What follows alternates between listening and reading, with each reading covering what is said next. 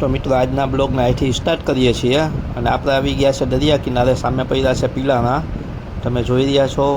આ દરિયાની બાજુમાં એક નાનકડો ખાડીનો ભાગ હોય છે, ત્યાં બોટોનો પાર્કિંગ છે અને એ પાર્કિંગની અંદરમાં કેટલી બધી બોટો પડી છે તમે જોઈ રહ્યા છો. તો આજની તારીખમાં આપણે માહિતી લેશું બોટોવાળાની, કેવી રીતના બોટ શું કેવી રીતના દરિયામાં જાય છે. તો આજના વિડીયોમાં બન્યા રહેજો આપણી સાથે.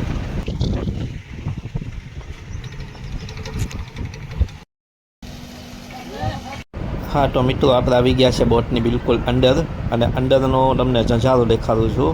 જોઈ લ્યો, આ બોટો લાંગરેલી પડી છે. પાર્કિંગ મતલબ કહેવા જાય તો આ છે બોટની કેબિન. બોટની કેબિનની અંદરમાં જોઈએ આપણે અંદરમાં શું છે. તો સૌથી પહેલાં જો આ બોટનું યંત્ર છે, જો આ બોટનું સ્ટેરિંગ છે, આને કહેવાય છે સ્ટેરિંગ. પછી બોટની અંદરમાં કેબિનમાં જે માણસો રહેતા હોય છે એમની સગવડ જો અહીંયા આરામ કરવાનું છે માણસોને એમના.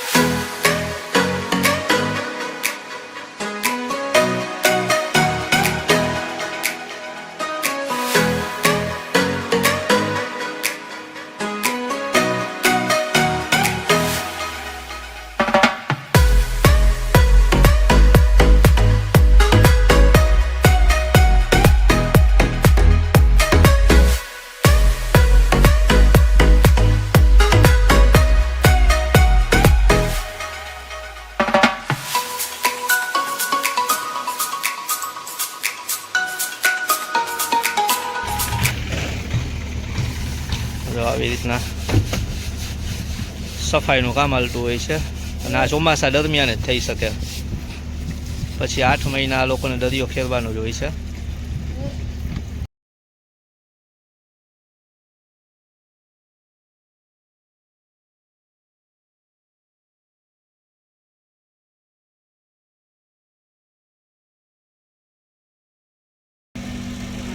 જોઈ રહ્યા છો મિત્રો કેટલું હાર્ડ કામ છે. જુઓ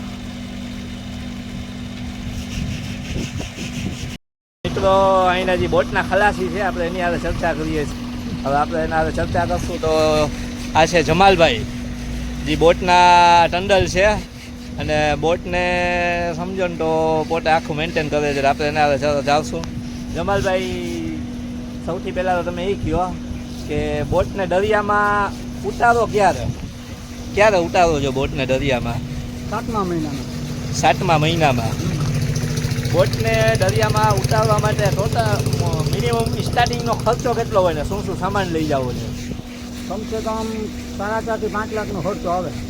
4.5 થી 5 લાખનો ખર્ચો દરિયામાં ફિશિંગમાં જઈ. અને ફિશિંગમાં કેટલા દિવસ મિનિમમ હોય? 20 થી 22 દિવસ. 20 થી 22 દિવસ. હું સામાન શું લઈ જાવ અંદર? બરફ છે, ડીઝલ છે, આસન છે, બીજા નંબરમાં મેડિકલનો સામાન છે બધી, ને એસેસરીઝ છે જે આપણે જરૂર, ઓઇલ છે એ એસેસરીઝની જરૂર પડે, રોપ છે એ બધી. તો મિનિમમ આમ જોવા જાય તો આપણે તો અહીંયા જમીન ઉપર એક વસ્તુ અલગ છે અને 20 થી 22 દિવસ તમે દરિયાની વચ્ચે રહેતા હોય અને દરિયાની વચ્ચે તો જોવા જાય તો તમને પાણી જ હવે ચારે બાજુ હોય. તો હવે ત્યાંની જિંદગી કેવી અને ત્યાં દરિયાની વચ્ચે કેવી મજા આવે? ત્યાં તો ભાઈ આપણે કામકાજની ગણતરી એન્જોય કરવાનું ના હોય. બાકી એન્જોય કરવાનું ના હોય. ત્યાં શું છે કે આપણે મચ્છી મારીને બધી આ શેઠિયા હોય એનું બધી માલ પૂરો કરવાનો, આ તે બધી મચ્છીમારી કરવાની. મતલબ કે દરિયામાં ગયા પછી તમારે આમ તમને આરામ મળે કે પછી આમ સતત 24 કલાક કામ ને કામ નહીં. કામ ને કામ જ કરવાનું એવું કંઈ હોય? એટલે આ શું છે કે 24 કલાકનું જ કામ હોય, કેમ કે એ બધી અહીંયા જાગતું રહેવું પડે. બધી પાણી છે, આ છે, મોજો છે, તોફાન છે, એ બધી ધ્યાન રાખીને કરવું પડે બધી. નવા સવારે 8-10 જણાનો સ્ટાફ હોય, એ 4 જણા સૂઈ જાય ને 4 જણા જાગતા હોય ને એ રીતે બધી. બાકી જાગતું જ રહેવું પડે અહીંયા બધું. બરાબર. અને આમ બીજી કોઈ આમ અંદરમાં દરિયાની અંદરમાં કોઈ વાવાઝોડાની, કોઈ વરસાદની, કોઈ તોફાનની ને એવી કોઈ બીક તો ખરી? આગાહી પ્રમાણે હોય ને, આજે નેવી કટર હોય મારી પાસે, એમાંથી બધી ખબર પડી જાય. રેડિયો હોય એમાં ખબર પડી જાય બધી, કોઈ પણ આગાહી હોય આ તે બધી. અને તમને બીજા નંબરમાં દરિયાની વચ્ચે હોય તો તમને ખબર કેવી રીતના પડે કે અહીંથી આપણે પોરબંદર આવશે, અહીંથી દ્વારકા આવશે, અહીંથી દીવ આવશે, અહીંથી આ ગામ આવશે, એ કેવી રીતના ખબર એ પડે? ઉકા યંત્ર હોય, બીજી શું હોય? નેવી કટર હોય ને એમાંથી બધી ખબર પડી જાય લોકેશનની બધી. એ ચાલુ જ હોય. નેવી કટર હોય ને એમાં બધી તમારે ખબર પડી જાય બધી. એમાં ક્યારે એવું બને કે તમે રસ્તો ભૂલી જાઓ કે બી આ ના. પોરબંદરની જગ્યાએ બીજા બંદર ઉપર ના, નીકળો એવું ના તો બને. કે- એવું ના બને. ના બને. તો મિત્રો આપણે સેન્ટ જેની સાથે ચર્ચા કરી છે એ છે દરિયાના જાણકાર વ્યક્તિ, અને આપણે જેટલું બને ત્યાં સુધી આપણે પ્રશ્ન એમને પૂછી અને ઘણી બધી માહિતી લીધી છે, અને આપણે એમનો ખૂબ ખૂબ આભાર વ્યક્ત કરીએ છીએ કે એમને આપણને 2 મિનિટનો સમય આપ્યો છે. મિત્રો આજનો બ્લોગ ગમે તો વિડીયો લાઈક કરજો અને ચેનલને સબસ્ક્રાઈબ કરતા ન ભૂલતા.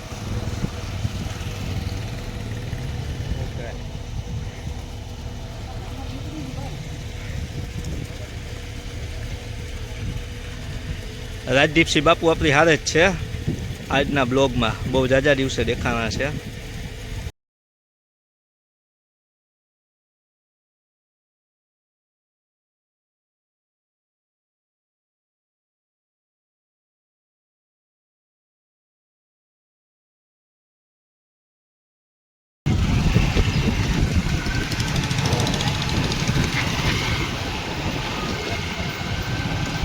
જોઈ રહ્યા છો મિત્રો, આ બધી બોટ પાર્કિંગ છે આખું આખું.